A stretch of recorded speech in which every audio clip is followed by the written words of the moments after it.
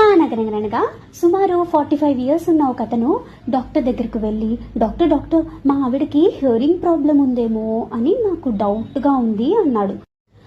Okay, ఒక పని చేయండి, ఫస్ట్ టెస్ట్ చేయండి. మీ వైఫ్కి 100 మీటర్స్ దూరంలో నుంచి ఒక క్వశ్చన్ వేయండి, రిప్లై వస్తుందో చూడండి.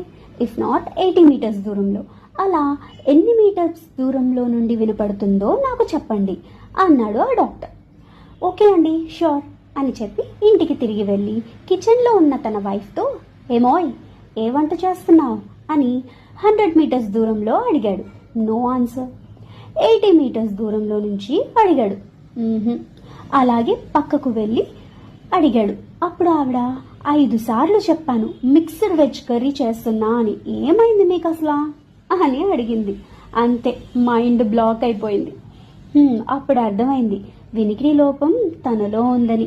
చాలాసార్లు మనం కూడా ఇలానే అదర్స్ ఆర్ రాంగ్ అనుకుంటాం, కానీ మనం కూడా రాంగ్ అవ్వచ్చు అని కూడా ఆలోచించాలి. అందుకేనేమో పెద్దోళ్ళు అంటారు, ఒకరిని ఫింగర్తో పాయింట్అవుట్ చేసినప్పుడు మిగతా 3 వేళ్ళు మన వైపు తప్పు చూపిస్తూ ఉంటాయి.